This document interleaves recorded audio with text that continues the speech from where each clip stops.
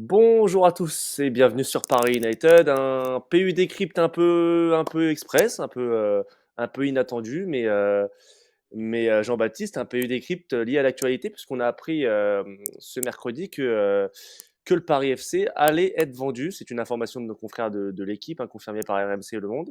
Une information qui nous a incité à faire cette émission et à faire ce contenu pour vous en parler, parce qu'il y a beaucoup d'enjeux qui concernent le foot français et aussi le PSG. Est-ce que tu peux nous présenter un peu cette information déjà? Le Paris FC qui va être vendu, si je me trompe pas, au groupe Arnaud et à Red Bull. C'est une sorte d'association des deux. Est-ce que tu peux nous parler un peu de cette information importante pour le foot français qui est tombée ce soir? À 17h, on a une surprise, on apprend l'officialisation de la vente du Paris Football Club, donc le PFC, l'autre club de la capitale, hein, le club de Pierre Ferracci.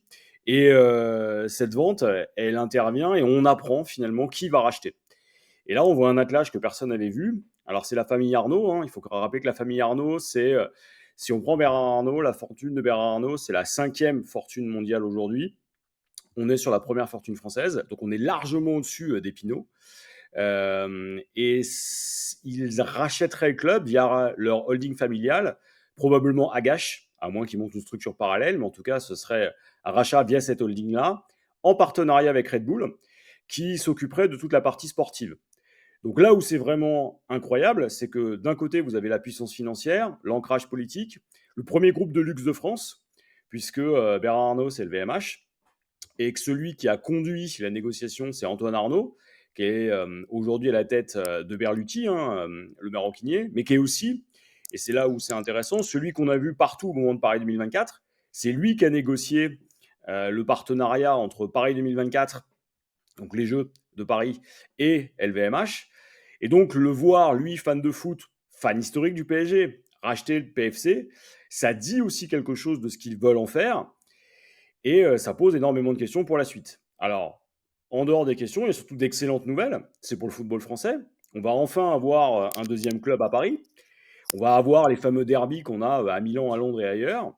Pour les droits télé et donc pour DAZN et pour Vincent Labrune, bah, c'est un peu la fête, hein, parce que là, clairement, c'est de l'ordre de l'inattendu. Et puis, il y a le reste, c'est-à-dire que bah, vous allez avoir la deuxième, finalement, arrivée d'un milliardaire depuis François Pinault dans le football français. C'est quelque chose qui ne se faisait traditionnellement pas. Et on voit là la bascule. C'est-à-dire qu'on voit littéralement ces fortunes françaises considérer le football comme un vecteur. Et c'est là où, pour le PSG, ça pose aussi énormément de défis. Et c'est sûrement ce dont on va parler. On va en parler après du PSG. C'est une annonce qui était attendue et inattendue. Attendue parce que Marc Ferracci, qu'on voit à gauche, c'est Marc ou Pierre? J'ai un doute. C'est Marc, hein, je crois. Alors, Pierre, c'est le père. Marc, c'est le fils. Donc là, on est sur. Alors, je sais plus Pierre. c'est lequel. C'est Pierre. C'est Pierre Pierre Ferracci, Ferrati. exactement. Marc, c'est le député. C'est ça, exactement. Exactement. Alors, Pierre Proche Ferracci, d'Emmanuel qui est. Macron. Ouais. Exactement. Qui est ici à gauche, avait annoncé, hein, ces dernières années qu'il voulait céder le club entre 3 et 5 ans à venir. Mhm. Donc, c'est pas vraiment une surprise quelque part. C'est plutôt le racheteur qui est une surprise. Alors effectivement, celui qui va racheter, d'abord, c'est pas un individu unique, il prend pas 100% des parts. Là, les chiffres sortis par l'équipe, hein, confirmés par RMC notamment, parlent de plus de 50%. On parle de 55 à 56% des parts, avec Red Bull qui monterait à hauteur de 20%, Pierre Ferracci qui se désengagerait finalement en 2027, et il resterait 20% des parts. Alors il y a encore le Bahreïn hein, qui a des parts, mais qui en sortirait. Et donc, on est face à un attelage assez intéressant. C'est que la fortune des Arnaud leur permettrait de prendre, via probablement Agache, hein, leur holding, la majorité des parts. Et donc, ils apporteraient finalement à Red Bull la surface financière, le club, à eux de développer la partie sportive. Et on peut être là garanti d'une chose, hein, c'est que non seulement ça surprend, mais c'est la première fois que ça se fait comme ça. C'est-à-dire que là, Red Bull va être au service finalement d'un acteur, et là, on va regarder la multipropriété autrement. On va regarder surtout ce que va faire Red Bull, parce que c'est pas n'importe qui aujourd'hui qui est à la tête des opérations de Red Bull, c'est Jürgen Klopp, qui a accepté aujourd'hui le poste et qui expliquait être sorti épuisé de Liverpool. Et ce qui est assez intéressant, c'est qu'il va participer à ça, sauf si la sélection allemande vient le chercher, ce qui n'est pas impossible. Mais en tout cas, il fera partie de ce projet PFC. Et là encore, c'est pas des défis, c'est une vraie surprise parce qu'on s'attendait pas du tout à ça. Jürgen Klopp à Paris, on en a rêvé. Voilà. Ce sera peut-être pas dans le Ouais, même club. ce ne sera pas le PSG, Euh, ce sera le PFC. est-ce que, euh, est-ce que cette arrivée est dépendante des résultats? On sait que le Paris FC est premier de Ligue 2 aujourd'hui. Ils font un très bon début de saison. Ils sont pas loin depuis quelques années de monter en Ligue 1 à chaque fois. Est-ce que c'est dépendant ou même s'ils ratent encore une fois la montée, ça aura lieu? Alors, ce qu'on voit, c'est une montée en performance, une stabilisation des performances du PFC. Alors, ils arrivent toujours à rater la dernière marche, mais c'est de moins en moins, finalement, impossible de les voir un jour arriver en Ligue 1. Et là, ce qu'on a vu lors du dernier mercato, c'est surtout l'arrivée de Maxime Lopez. Euh, et euh, Ancien Marseillais, hein. voilà, ancien Marseillais, mais ça a surpris beaucoup de monde parce que c'est un joueur qui naît de Sassuolo, qui connaissait très bien la Serie A et qui aurait très bien pu trouver une place dans un autre club, au moins, enfin, en tout cas en Ligue 1, c'est sûr, et en première division ailleurs. Le voir venir à la fin du mercato au PFC, tout le monde s'est dit, bah, il n'y a peut-être pas eu de proposition. Maintenant, on comprend mieux pourquoi ce dernier est là. On comprend mieux aussi les déclarations qui ont été faites en off. A priori, lors du prochain mercato hivernal, donc ce fameux mercato de rattrapage, hein, on devrait avoir des investissements significatifs de la part du PFC pour être, je ne vais pas dire assuré, mais en tout cas garanti d'une montée en Ligue 1, en tout cas d'une accession cette année. Et on parle, je reprends l'expression, de profils qui sont au-dessus du niveau de la Ligue 2. Alors, il faut toujours se méfier, hein, parce que dans ce type d'opération, le sportif est important. C'est compliqué de construire un groupe, c'est compliqué, le PFC l'a déjà expérimenté. Mais là, c'est vrai qu'ils se donnent les moyens de leurs ambitions. Et quand on sait ce qui va arriver après, ça crédibilise d'autant plus l'initiative. Mm. Comment va être perçu par les autres acteurs de la Ligue 1 cette annonce et ce rachat du Paris FC? Alors, si je regarde le reste de la Ligue 1, je me dis une chose. Par exemple, si je suis un concurrent potentiel aux places de Ligue des Champions, c'est forcément une mauvaise nouvelle. Parce qu'on est sur un acteur qui a dit clairement qu'à terme, son ambition, c'était d'aller en Coupe d'Europe. Alors, même si aujourd'hui le foot français a 4 places, bah, c'est un concurrent potentiel de plus à moyen terme. On peut imaginer qu'en 2027-2028, si tout se passe bien et s'il travaille sérieusement, ce qui a toujours été le cas dans la méthodologie Red Bull, on aura un véritable acteur. L'autre chose qu'il faut voir, c'est aussi ce que ça veut dire pour le football parisien et francilien. Pour le PSG, c'est un rival potentiel. Pas forcément sur les premières places. Mais en tout cas, on va retrouver des ambiances de derby qu'on n'avait pas retrouvées depuis le Matra Racing. Et puis, on va surtout avoir la confirmation de l'attractivité du bassin parisien.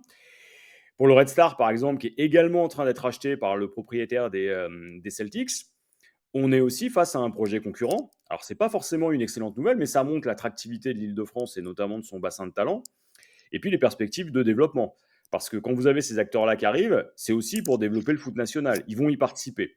Donc, pour Vincent Labrune, j'ai envie de dire que c'est un jackpot inespéré et inattendu. Et clairement, il y sera pour rien.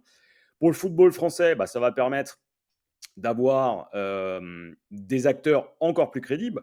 Parce que quand la première fortune française et le top 5 mondial vient, bah, on va en parler au-delà. Et puis on peut imaginer que quand vous êtes à la tête de LVMH, que vous avez finalement dirigé, c'est le cas d'Antoine Arnaud, hein, des marques Camberluti, mais pas que vous avez déjà l'expérience du partenariat avec le CIO dans le cadre des Jeux Olympiques, vous êtes capable de changer la marque de Paris. On l'a vu avec le PSG, on a longtemps parlé de la marque PSG comme une marque lifestyle et premium. Là, on peut imaginer qu'on est vraiment encore un cran au-dessus. Et puis là, il y aura toutes les marques du groupe qui vont arriver, soit en sponsoring, soit ailleurs. Et donc, ça pose la question notamment du stade. Ça pose la question du On va y venir, développement on va y interne. venir. Voilà. On va y venir au stade. Donc, J'ai encore quelques petites questions. Il va falloir qu'on crée Paris FC United, je pense, bah, je Jean-Baptiste. pense que ça peut être pas mal finalement. Paris United, Ouais, on peut traiter de l'actualité des deux, c'est vrai, c'est vrai. avec notre superbe Euh, logo et nos produits dérivés. Exactement. Le serpent de mer, le rêve depuis des années d'un deuxième grand club à Paris. Est-ce que plus que jamais on peut y croire ou est-ce qu'on est encore très loin? Très honnêtement, là, quand on voit le sérieux des gens engagés, quand on sait la rigueur de leur méthodologie, le partenariat qu'ils signent avec Red Bull, on peut être davantage rassuré que lorsque certains acteurs, par exemple, reprennent Bordeaux ou s'inventent repreneurs ailleurs. Là, en l'occurrence, vous êtes quand même sur des acteurs qui sont capables de prendre des gens qui sont des experts dans leur domaine, qui ont déjà fait leurs preuves. On n'est même pas ici sur le City Football Group. Là, on est sur le premier groupe mondial en termes de développement de talent dans le football, avec le City Football Group. Vous êtes sur un acteur qui peut clairement mettre en place un projet sérieux, alors qui sera toujours vulnérable, parce qu'il y a toujours l'aléa sportif, mais je pense que très honnêtement, on ne pouvait pas faire mieux. C'est-à-dire qu'en France, en termes de moyens et de fortune familiale individuelle, il n'y a pas mieux. Et si on regarde en termes de compétences, d'expérience, de visibilité internationale, les seuls à être capables de concurrencer un État comme le Qatar, pas forcément sur les moyens, parce qu'il y aura toujours davantage de moyens qui peuvent être débloqués par un État, mais là, dans ce cadre-là, c'est littéralement plus fort que ce que McCourt a fait lorsqu'il est arrivé à Marseille. C'est largement plus fort que ce que Textor a fait. Et on a vu les bourdes de ces derniers. On peut imaginer qu'au PFC, il y en aura. Mais entre l'expérience business des uns, la compétence football de Red Bull, le flot de talent qui va arriver aussi, et puis la capacité aussi à recruter des talents sur le bassin parisien, tout en respectant la fameuse ADN PFC qui s'est considérablement développé avec Pierre Ferracci, avec un ancrage sur les jeunes, un ancrage sur les femmes, et l'apport notamment des idées de rail, l'ancien de chez nous. Ça bosse très Je très pense bien, qu'il hein. y aura Je me permets de rebondir, JB, j'ai eu l'occasion de voir ça de près très récemment. C'est assez incroyable la mise en avant des femmes, des jeunes, de la mixité, même du handicap d'ailleurs. Ce que fait Ferracci avec l'association Paris Football Club, emmenée par Patrick Gobert et Rai, évidemment, la présence de Rai et de son asso Gold Electra. C'est vraiment, enfin, c'est chapeau parce que c'est très très beau ce qu'ils font. Euh, voilà, on a préparé cette émission très rapidement et finalement j'ai plein de questions qui me viennent en tête. J'en ai une autre. Est-ce que on n'a pas le risque que le Paris FC fasse partie d'une multipropriété comme Lyon, Botafogo ou Strasbourg, Chelsea et finalement se retrouve être le sous-fifre d'un grand club? Alors le PFC, non, parce que quand on regarde la structure, il va être relié d'une certaine manière par le au groupe Red Bull, mais dans un cadre un peu différent. Red Bull fera du servicing. Évidemment, on va le relier au groupe, mais contrairement aux autres clubs, ils ne seront pas majoritaires. Donc ça change déjà le rapport de force. La deuxième chose, c'est qu'on risque plutôt de voir les choses positives autour justement de la multipropriété. Là, on est plus sur un partenariat gagnant-gagnant. Il n'y a pas a priori d'objectif visant à associer le PFC à d'autres clubs, sauf à finalement densifier les partenariats qui ont été faits à la hauteur de l'Île-de-France. Et c'est là où c'est intéressant, c'est-à-dire que s'il y a un navire amiral, ce sera le PFC, et le projet tourne autour du PFC. L'idée n'est pas de construire un groupe global autour du sport, en tout cas, ce n'est pas ce qui est présenté pour l'instant. Ce qui est assez intéressant, c'est que là, on est sur un acteur français qui normalement n'investit pas du tout dans ces domaines-là et qui est en train de changer de dimension dans cette optique-là. Et finalement, on est sur de la nouveauté. On est sur des stratégies finalement qu'on voyait dans les années 70-80. Il y a un parallèle, c'est la Gardère. La seule différence, c'est que ça a échoué. Là, on est sur un autre type d'acteur avec de vraies compétences. Et ça peut être une vraie menace aussi pour la suprématie finalement du PSG, parce qu'il va y avoir la nécessité de se positionner autrement, et que pour certains supporters déçus de l'évolution du Paris Saint-Germain depuis le Qatar, ça peut être une alternative, ça l'est déjà. Va y avoir la question aussi de l'endroit où on va les faire jouer. Est-ce que c'est Charletti? Est-ce que c'est Jean-Bouin? Est-ce que c'est le Parc? J'y viens, Jean-Baptiste, j'y viens parce que c'est la question que je voulais te poser. Ça rebat les cartes évidemment pour l'avenir du PSG au Parc des Princes. Voilà, on a vu les actualités récentes, les passes d'armes entre le PSG et la maire de Paris qui continuent.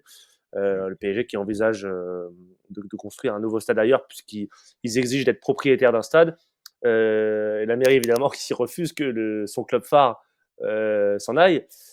Là, on a une autre donnée à l'équation qui arrive. C'est le Paris FC qui, on le rappelle d'ailleurs, et j'en profite pour nous faire un peu de promo parce qu'on l'avait écrit dans les 50 ans du PSG, une histoire populaire du PSG, le Paris FC a déjà évolué au Parc des Princes, hein.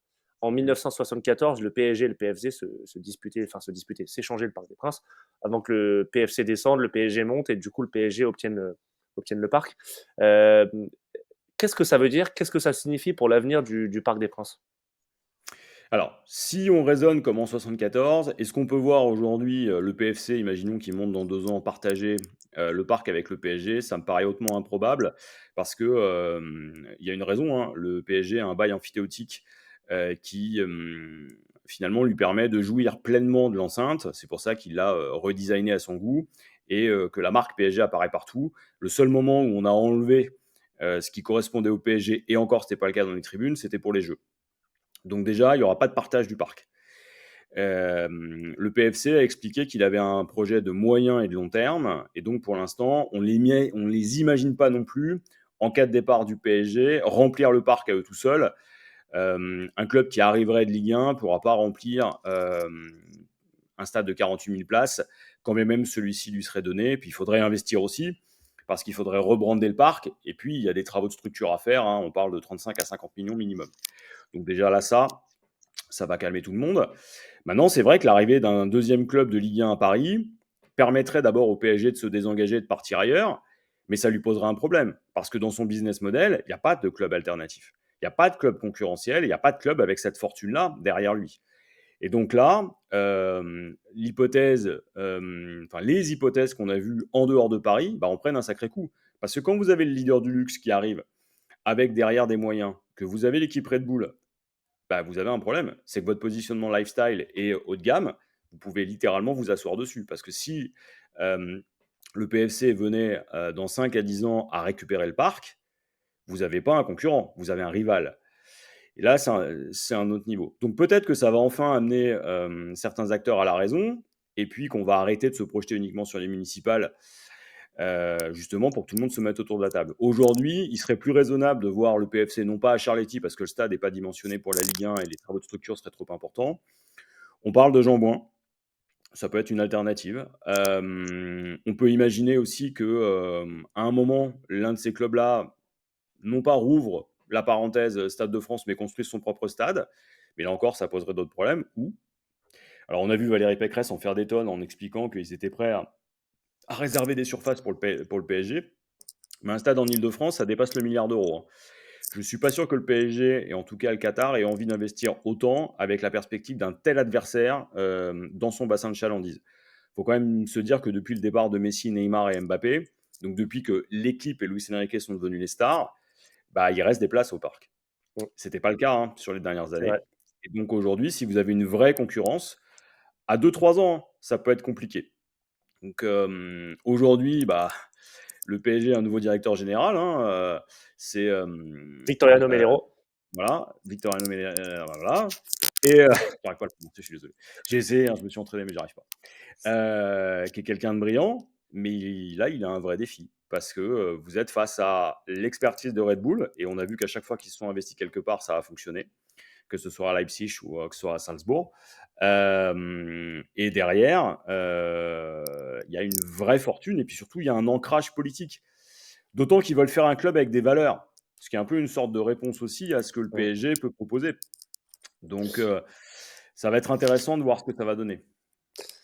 Eh bien, merci Jean-Baptiste, je te remercie. Je pense qu'on a fait à peu près le tour de cette actualité du jour, hein, du soir, où on a appris la vente à venir du Paris FC très prochainement. Je m'excuse pour ces néons derrière. La lumière est très jaune, mais Mais on tu a es fait au beau, plus tu es vite. magnifique. Merci. Merci JB, tu as un très beau polo, hein. On ne vous rappelle plus Disponible la sur les Hunt. boutique. Voilà, on ne vous rappelle plus la boutique en ligne du Paris United. On a mis plein de posts aujourd'hui sur les réseaux sociaux. Donc voilà, n'hésitez pas à aller vous procurer nos produits. Il y a une vague et une large gamme. Et nous, on se retrouve bientôt, JB, pour un nouveau PU Décrypte. On parlera notamment de la marque PSG qui a évolué, hein, et la stratégie globale du PSG depuis le départ de sa dernière star, Kylian Mbappé. Voilà. Merci JB, et puis on se dit à très bientôt. Ciao. Ciao.